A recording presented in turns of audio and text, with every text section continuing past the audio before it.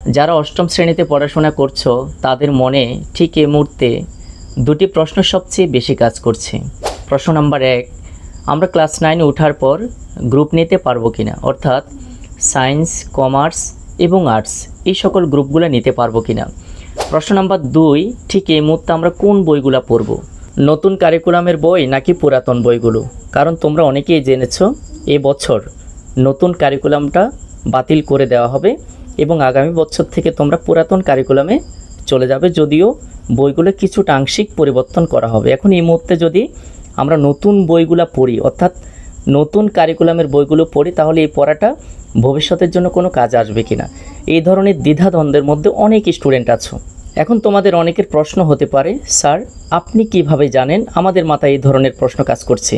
প্রিয় শিক্ষার্থী বন্ধুরা, তোমাদেরকে আশ্বস্ত করে বলতে চাই, বিগত 6 দিন আগে আমরা আমাদের রিপন সন্দীপী ইউটিউব চ্যানেল থেকে 9 থেকে 10-এ যারা উঠবে তাদের গ্রুপের ব্যাপারে পরামর্শমূলক একটা ভিডিও বানিয়েছিলাম এবং সেই ভিডিওটি প্রায় 21,000 মানুষ দেখেছিল এবং সেখানে অধিকাংশ কমেন্টসগুলোই কিন্তু ক্লাস 8-এর স্টুডেন্টরা করেছে যে তাদের গ্রুপের ব্যাপারে জানতে চায়, ক্লাস 9 ওঠার পর তারা গ্রুপ নিতে পারবে কিনা, অর্থাৎ সায়েন্স, কমার্স, আর্টস এই সকল গ্রুপগুলোতে বিভক্ত হয়ে পড়াশোনা করতে পারবে কিনা। তো সেই জায়গা থেকে মনে হচ্ছে আজকের এই ভিডিওতে আমরা সেই বিষয়টি ক্লিয়ার করতে চাই এবং এই মুহূর্তে তোমরা কোন বইগুলো পড়বে সেই বিষয় নিয়েও আমরা তোমাদেরকে একটা দিক নির্দেশনামূলক পরামর্শ দিতে চাই। শিক্ষার্থী বন্ধুরা, তার জন্য তোমরা সম্পূর্ণ ভিডিওটি দেখতে হবে এবং ভবিষ্যতে এরকম ইনফরমেটিভ ভিডিও পাওয়ার জন্য আমাদের রিপন সন্দীপী ইউটিউব চ্যানেলটাকে সাবস্ক্রাইব করতে হবে। শিক্ষার্থী বন্ধুরা, শুরুতেই আমরা প্রথম প্রশ্নের আনসারটা দেওয়ার চেষ্টা করছি। আমাদের প্রথম প্রশ্ন ছিল যে তোমরা ক্লাস 8 থেকে 9-এ ওঠার পর গ্রুপ পাবে কিনা। তো অনেকের মনে একটা প্রশ্ন থাকবে যে গ্রুপটা আবার কি, যেহেতু তোমরা ক্লাস 7 এবং 8 নতুন কারিকুলাম নিয়ে পড়াশোনা করছো, ক্লাস 9 ওঠার পর যে একটা গ্রুপ নিতে হয়, হয়তো তোমরা এই বিষয়ে অনেকেই অবগত নয়। তো তাদেরকে এনশিওর করে বলতে চাই, আসলে আমাদের আগের কারিকুলাম যেটা ছিল সেই কারিকুলামে কিন্তু ক্লাস 6, ক্লাস 7, ক্লাস 8 পড়ার পর 9-এ যখন উঠতা তখন কিন্তু তোমাদেরকে প্রত্যেকটি স্টুডেন্টকে সায়েন্স, কমার্স এবং আর্টস এরকম 3টা গ্রুপে বিভক্ত হতে হতো। যারা খুব ভালো স্টুডেন্ট, ডক্টর হতে চায় বা ইঞ্জিনিয়ার হতে চায়, তারা সায়েন্স নিত, প্রথম সারির স্টুডেন্টগুলো সায়েন্স নিত, এরপরে যারা আর একটু মিডিয়াম তারা হয়তো কমার্স বা আর্টস, এভাবে বিভিন্ন গ্রুপে কিন্তু বিভক্ত হতো। কিন্তু নতুন কারিকুলামে প্রত্যেকটি স্টুডেন্টের জন্য সমান সুযোগ করে দেওয়া হয়, অর্থাৎ গ্রুপটা কিন্তু তুলে নেওয়া হয়। এখন তোমরা অনেকে দ্বিধায় আছো, যেহেতু নতুন কারিকুলামটা এবছর বাতিল হয়ে যাচ্ছে, আগামী বছর যেহেতু আমরা ক্লাস 9 উঠবো, সেহেতু আমরা পুনরায় আগের মতো গ্রুপ পাবো কিনা। তো তোমাদেরকে একবার 100% গ্যারান্টি দিয়ে বলতে চাই, আসলে তোমরা গ্রুপ পাবা। ক্লাস 9-এর স্টুডেন্ট নিয়ে যদি একটু আমরা কনফিউশনে ছিলাম ক্লাস 10টা কীভাবে যাবে, কিন্তু তোমাদের ব্যাপারে কোনো দ্বিমত নেই, কোনো কনফিউশন নেই। তোমরা ক্লাস 9 ওঠার সাথে সাথে কিন্তু সায়েন্স, কমার্স এবং আর্টস এই 3টা গ্রুপে বিভক্ত হয়ে পড়াশোনা করে এসএসসি পরীক্ষাতে অংশগ্রহণ করতে পারবা।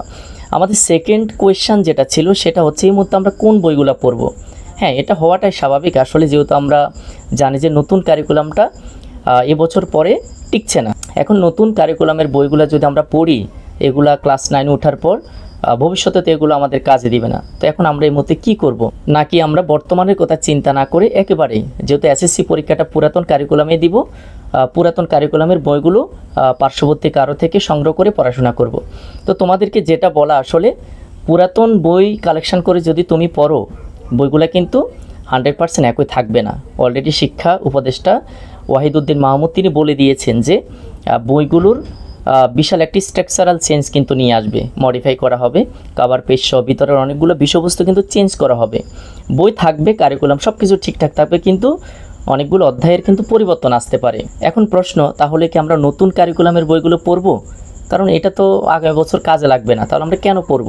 তো তোমাদেরকে এই ব্যাপারে একটা পরামর্শ দিতে চাই, আসলে এই বছরের বইগুলো পড়ো, তবে তোমরা বিভিন্ন প্রজেক্ট যেগুলো আছে, যেগুলো মাঠে কাজ করতে হতো, স্যার প্র্যাকটিক্যাল করতো, হ্যাঁ ওরকম পড়াগুলো একটু স্কিপ করে যাও। তোমরা চ্যাপ্টার ওয়াইজ বিভিন্ন মাদার টপিকগুলো পড়ো, মানে মূল টপিকটার বিষয়বস্তু একটু জেনে নাও। কারণ ক্লাস 8-এর অধিকাংশ চ্যাপ্টারগুলো কিন্তু, অধিকাংশ টপিকগুলো কিন্তু ক্লাস 9-এর সাথে মিলে যাবে। তো তোমরা একটু টেকনিক্যালি পড়ালেখা করো, একেবারে নতুন কারিকুলামের সব কিছু পাই টু পাই তোমরা পড়বা এরকম কোনো নির্দেশনা দেব না। তোমরা টেকনিক্যালি পড়াশোনা করো, মাদার টপিকগুলো অর্থাৎ বিষয়বস্তুগুলো একটু বুঝে নাও। এবং তোমরা এটাও জানো বার্ষিক পরীক্ষা কিন্তু ত্রিভুজ চতুর্ভুজ বৃত্তের ওরকম মূল্যায়নে পরীক্ষা হবে না। হ্যাঁ, এক্ষেত্রে তোমাদের রিটেন পরীক্ষা হবে। তো তোমরা রিটেন পরীক্ষায় যেভাবে প্রশ্ন হতে পারে, শর্ট কোয়েশ্চেন, ব্রড কোয়েশ্চেন, এভাবেই তোমরা আস্তে আস্তে প্রিপারেশন নাও। অর্থাৎ নতুন কারিকুলামের বই পড়বা, কিন্তু পদ্ধতিটা কিন্তু পুরাতন কারিকুলামের মতো রাখবা, অর্থাৎ লিখিত প্রশ্নের আনসার করবা। এই মেন্টালিটি নিয়ে তুমি টপিকগুলোকে আস্তে আস্তে শেষ করো। কিছু টপিক নোট করতে পারো, হ্যাঁ, যে ছক টক দেওয়া আছে এগুলো কিন্তু তোমরা পড়ার দরকার নাই। তোমরা মাদার টপিকগুলো একটু বুঝে নাও। অঙ্ক যেগুলো আছে, অঙ্ক বিষয়ের অঙ্কগুলো, অনুশীলনের অঙ্কগুলো করো। বিজ্ঞানের মধ্যে মাদার টপিকগুলো পড়ো। হ্যাঁ, কারণ তোমরা নিশ্চিত ক্লাস 8 থেকে 9 ওঠার পর এই বইগুলো থাকবে না, পুরাতন কারিকুলাম চলে আসবে। একেবারে পুরাতন কারিকুলামের বইগুলো তোমরা পড়ে কোনো সুবিধা করতে পারবে না, কারণ সেগুলো চেঞ্জ হবে। তার থেকে বরং নতুন কারিকুলামের বই পড়ো, তবে পুরাতন পদ্ধতিতে পড়ো, অর্থাৎ একটু টেকনিক্যালি পড়াশোনা করবা।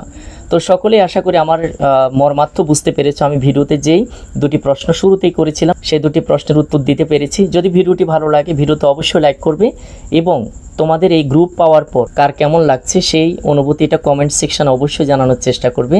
আজকের মতো বিদায় নিচ্ছি, সকলকে অসংখ্য ধন্যবাদ।